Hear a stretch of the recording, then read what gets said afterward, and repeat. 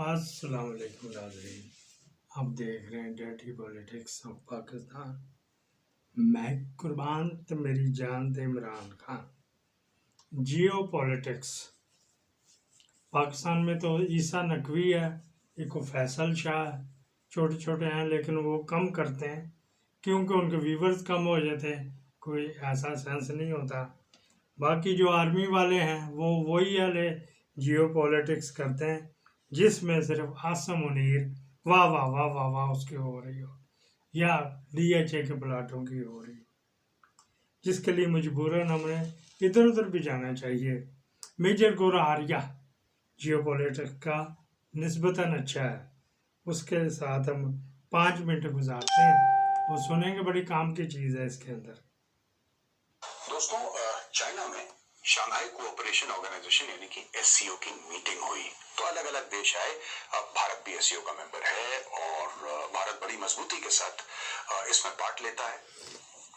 तो जब इस बार राजनाथ सिंह जी गए तो सामने पाकिस्तान के डिफेंस मिनिस्टर ख्वाजा आसिफ भी बैठे हुए थे और उनकी मौजूदगी में राजनाथ सिंह जी ने रगड़ दिया बुरी तरीके से रगड़ दिया और ख्वाजा आसिफ चुपचाप बैठे रहे और कुछ देखिए, एक बात जो हमने बोली है कि साहब ये जो टेररिज्म है ये सारे देशों को इम्पैक्ट करती है।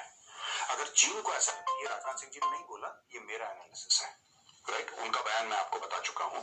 राजनाथ सिंह जी ने बेसिकली ये बोला है कि some countries use cross border terrorism as an instrument of policy and provide shelter to terrorists. There should be no place for such double standards. SCO should not hesitate to criticize such nations. मैं दो तीन चीजें बता देता हूं जो उन्होंने statement दिया है राजनाथ सिंह जी ने, उसके प्रोस क्या है, उसके कॉन्स क्या है, मैं दोनों आपको समझा देता हूं। क्योंकि देखिए, साफ सीधी बात है, अगर हमें लगता है कि पाकिस्तान की वजह से हमारे शहरी, हमारे नागरिक मारे गए, जो कि एक सच है, तो पाकिस्तान सम कंट्रीज फिर नहीं बोलना चाहिए, हमें बोलना चाहिए पाकिस्तान। मुंह के सामने बोलो Khawaja Asif you belong to terrorist countries, के मुंह पर बोलो। अगर ऐसे नहीं बोलना है, ये डिप्लोमेटिकली करेक्ट नहीं है, तो कम से कम ये बोलिए कि पाकिस्तान ने टेररिज्म को बढ़ावा दिया और पाकिस्तान जो है पैसा लगाता है, अपनी फौज का इस्तेमाल करता है, अपनी आईएसआई का इस्तेमाल करता है भारत के अंदर आतंकवाद फैलाने के लिए। एक क्लियर कट बात आपको बोलनी पड़ेगी, क्योंकि जब तक आप बोलेंगे सम कंट्रीज, कुछ मुल्क, पाकिस्तान इतना बड़ा ढीठ का बच्चा है कि पाकिस्तान साफ बोल देगा सम कंट्रीज बोली थी, हमारे लिए तो बात ही नहीं करी, हम क्यों अपसेट हो इस चीज को लेकर, हमारे लिए थोड़ा ना बोला है। We are highly capable of doing this. So sometimes the message has to be passed bluntly and clearly, बिना लाग लपेट के। ठीक है, डिप्लोमेसी फॉर अनदर डे।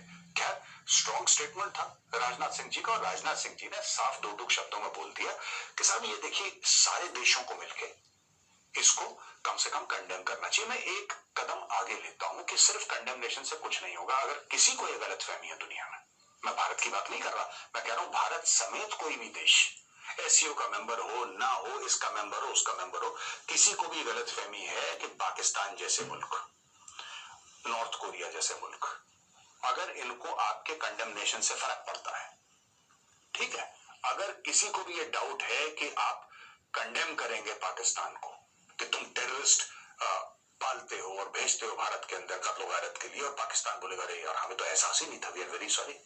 देखिए, ऐसा नहीं कि पाकिस्तान से कोई गलती हुई है, पाकिस्तान ने जानबूझ के करा है, 10 बार सोच के करा है, प्लान के तहत करा है, पैसे डाल के किया है, उनकी पूरी गवर्नमेंट उसमें इन्वॉल्व है, उनकी फौज उसमें इन्वॉल्व है, इनके लेफ्टिनेंट जनरल्स, इनके कोर कमांडर्स, इनके आईएसआई के चीफ, इनके 3 स्टार 4 स्टार अक्सर आतंकवादियों के साथ उठते बैठते रिलीजियस प्रोसेशंस में जाके मिलते हैं वहां पे लोग।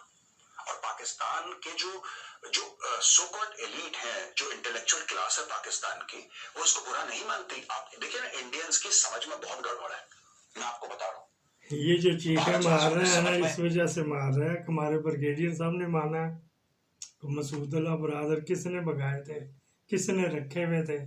फिर तुर्की में आजकल कोई बात की किसी ने कि वो टेररिस्ट है, उसने एपीसी किया हुआ, वापस बुलवाओ, किसी ने बात की, भागा भागा तुर्की में लेके जाता है अपनी निकियां वड्डियां दोनों जने। अभी भी गए थे, अभी 72 घंटे पहले भी तुर्की में थे। किसी ने बोला को एहसानुल्लाह मसूद वकासुल्लाह मसूद वापस भेजो, हमें मतलूब है। पहले तो बाजवे ने इसके दौर में रखे हुए थे।